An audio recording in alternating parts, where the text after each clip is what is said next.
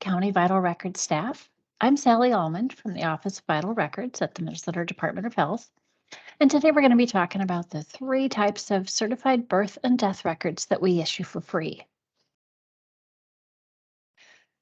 We record these office hours sessions, so please make sure that your cameras are turned off and mute yourself during this presentation. You should already be off, but we'll double check that, please. This makes it easier for everyone to see and hear. If you're unfamiliar with Teams meetings, the way to do that is to look for the microphone and camera icons located just to the left of the red button used to leave the meeting. You may have to wiggle your cursor a little bit to see those icons. If the icons have a slash through them, they're off and you're all set. We still want to hear from you though. So please enter questions, comments in the chat. We'll talk through them when the presentation is finished. The chat icon looks like a cartoon thought bubble and is found also to the left of that microphone and camera icon. If you're new to office hours, welcome. If you've attended before, thanks for joining us again. These brief sessions are part of your annual training, and we are going to begin tracking and reporting attendance soon to make sure everyone stays in compliance. We'll explain more about this at the MACO pre-session that we're hosting on Monday, February 13th. Talk more about that later. And we'll talk about the training tracking at the next office hours session. For now, don't worry about that. We're just glad that you're here. In each of these sessions, we start by reviewing the laws, policies, or processes involved in the topic. So let's go ahead and get started. There are 2 statutes that tell us we can issue complimentary certificates with limited eligibility in the case of VA certificates, limited use. 197.63 talks about VA certificates, and 144.2255 talks about certificates for youth experiencing homelessness. These 3 certificate types are complementary, but each of them are specialty certificates, not regular certificates, and they look a little bit different than the standard version. Here's an example of standard certificates. Just to keep in mind when we get going at the looking at these specialty certificates, pay attention to what's at the top of the certificates because that's where you mostly see the differences. So the first certificate we're going to discuss is the free birth certificate for homeless youth, and that's an example of one on the screen. The law that allows us to issue these certificates was new on January 1st of last year, and we thought you might be curious about how many of these certificates are issued. So here's the data from 2022. Over half of the homeless youth certificate requests were submitted by mail or fax. They weren't presented in person. And they're sent to a mailing address where the youth receives mail. I'm not really sure what I was expecting, but this data surprised me. Anyhow, so who gets these certificates? The law says the requester, excuse me, the requester must be the subject of the record, born in Minnesota, and must be less than 24 years, must be 24 years old or younger. They must be unaccompanied by a parent or guardian presently unhoused. People meeting these qualifications are eligible for these certificates as long as they use the right form. A specialty application was developed just for youth experiencing homelessness. And it's important that requests for the certificate type use this form because it contains an attestation of the requester's homelessness, an explanation of the requirements.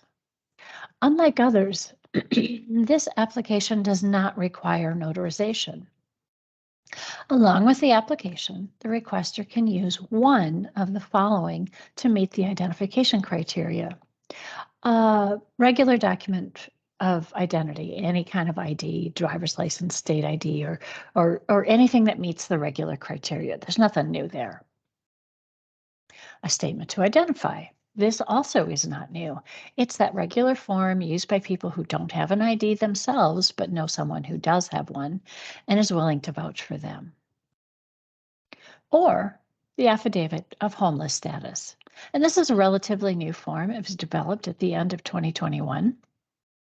So it was ready when the statute became effective in January of 22. This form is signed by a person like a counselor, a social worker, or other professional who works with the unhoused. That advocate must provide some sort of ID or documentation showing their association with the organization assisting the requester. Only issue one certificate at a time. The certificate that they receive expires 6 months after issuance. And that protects the certificate holder who may not have secure storage for this identity document. The hope is that that free certificate would be enough to apply for and receive an ID. So only one certificate is issued per request. But don't worry if you notice that homeless youth certificates have already been issued from a record. Homeless youth certificates can be replaced for a lot of reasons. You don't need to report or question the applicant. No problem. Issue one at a time, but don't worry if they've already gotten them.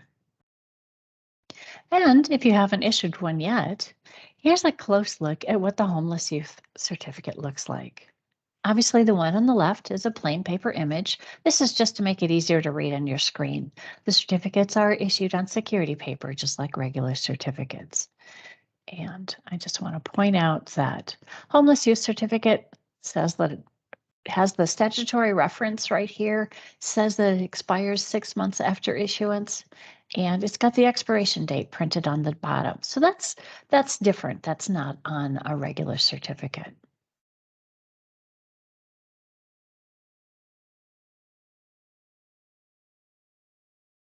Next, let's discuss certificates that are probably more familiar to you. VA certificates. This statement must appear on every VA certificate. It says, complimentary veteran certificate. This record is issued without charge to a veteran, the surviving spouse or next of kin of a veteran, service officers of a veterans organization charged by the Congress of the United States or the Department of Veterans Affairs. This record is intended only for use in the presentation of claims to the United States Veterans Administration or in connection with any veterans organization or the Department of Veterans Affairs. Because different military organizations have their own criteria for benefit eligibility, there is no one thing that you, as a Minnesota Vital Records professional, can do or check to make sure that the VA certificates end up in the right hands. The good news is you don't need to worry about it. Because of this limiting language, this statement, VA certificates aren't useful for anything besides applying for military benefits. So only benefit eligible people will be applying for them. First thing we're going to talk about is VA birth certificates. And again, we have some stats. As you can see, this is a really underutilized resource. We aren't exactly sure why this is true, but we only issued 124 of them last year. VA birth certificates are used for applying for benefits administered by the U.S. Veterans Administration. Because that limiting language appears on every VA birth certificate, they can't be used for the usual things like applying for an ID. But military parents like them to apply for housing or get their new baby on the insurance, probably a lot of other things that we're not thinking of too. If it's weird for you to think of a baby getting a VA certificate, remember that active military personnel are entitled to benefits and may need these VA certificates. To get a VA birth certificate, requesters complete the regular birth certificate application. There's this line on the back of the form where they indicate that they want a VA certificate. It's right down here.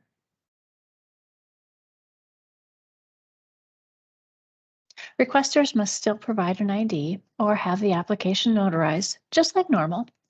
And the public or confidential designation on the record still applies and affects who is eligible for a VA certificate. Here's what a VA birth certificate looks like. Again, the image on the left is just for clarity. VA birth certificates are issued on security paper. And let me show you that paragraph here. Just like a regular certificate, except that it's got that complimentary veteran certificate language on it. No expiration date on a VA birth certificate.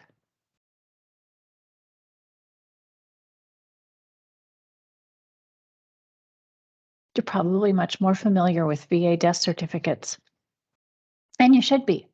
Collectively, we issued 820 of them last year, and that's about 100 fewer certificates than the year before. Obtaining a VA death certificate can be done with a regular death certificate application that's either sent in or at the counter. There's a line on that application, just like on the birth certificate application, and the requester has to have ID or it needs to be notarized. Same as usual.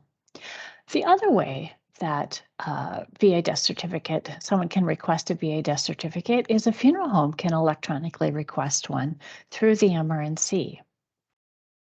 And here are examples of VA death certificates. Same story. When you issue VA death certificates from the MRNC system, print the certificate on security paper like you see on the right. And again, notice that paragraph is here on the certificate.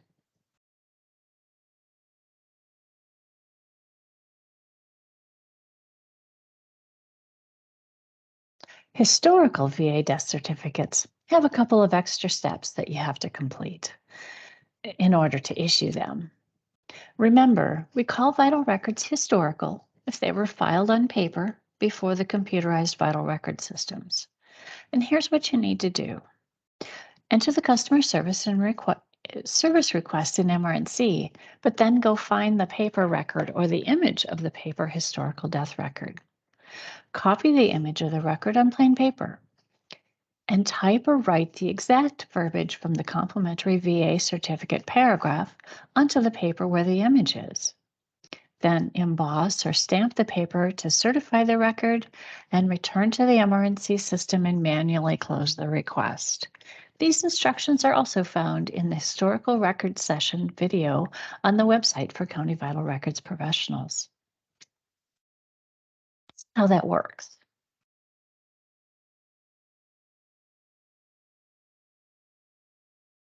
The complimentary VA certificate paragraph can appear at the top, the bottom, or the side of the image. It doesn't really matter where it is. It just needs to be on every complimentary VA certificate.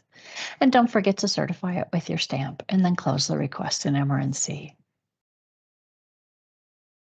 going to demonstrate issuing one of those specialty certificates.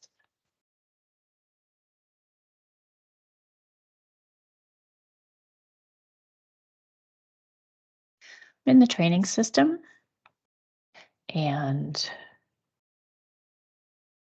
I have a request at my imaginary counter.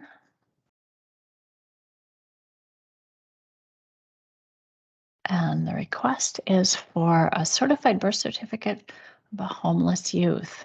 Before I go ahead and issue this, though, I want to point out that the VA birth certificate is here. And I could scroll down and do a VA death certificate here. But today we're doing homeless youth. So no fee. The requester is Betsy McCoy.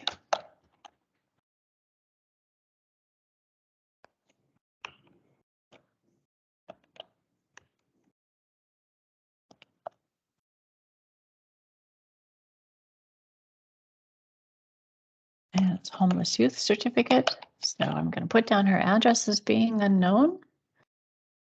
And scoot down to the bottom and continue. Oops, I skipped the zip code. It's always something.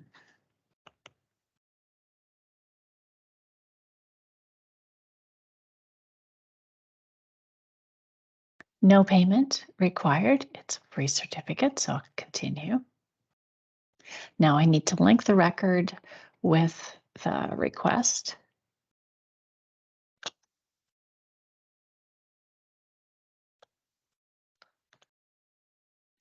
And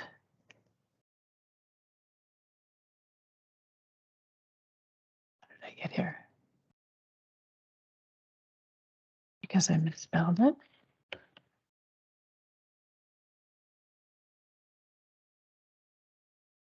If you spell it right, you get the record that you want. So I picked this record for a couple of different reasons.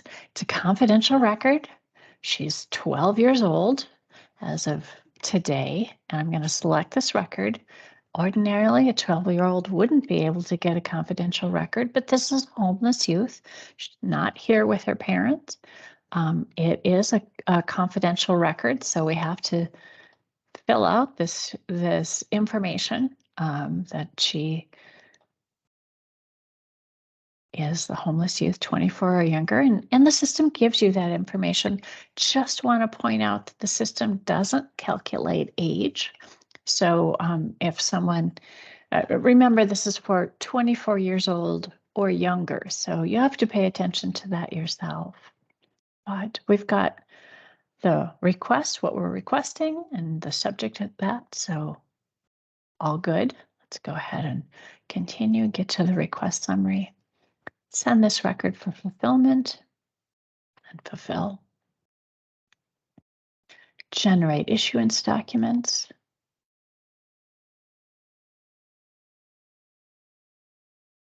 And there's that certificate with the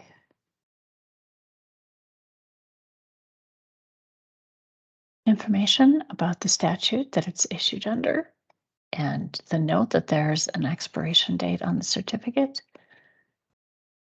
Down here at the bottom, today's date when it was issued and the expiration date.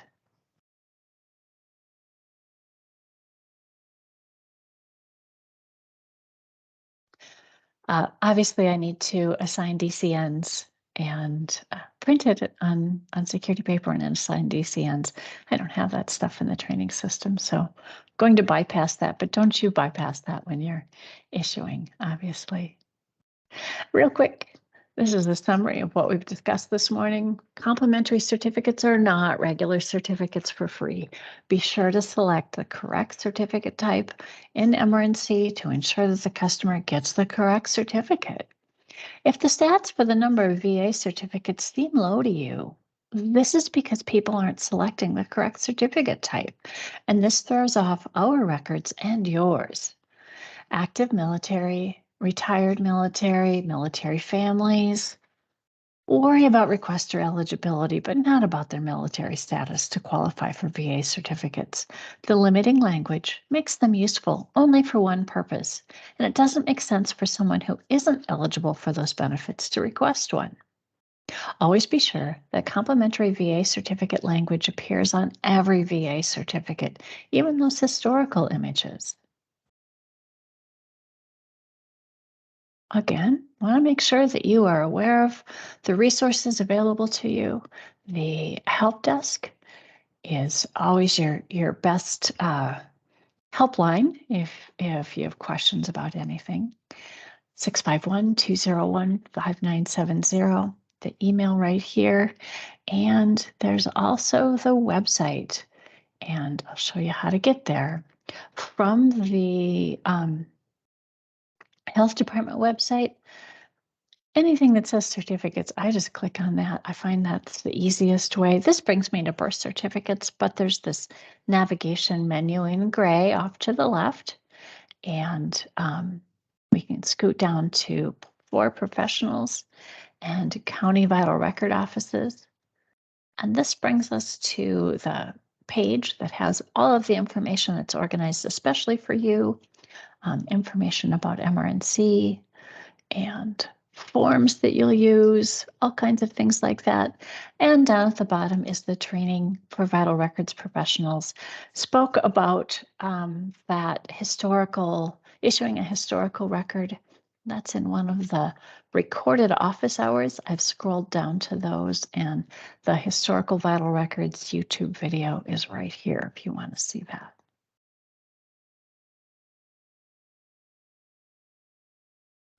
Next month, we're not going to have an office hours, but we invite you to join us at Mako.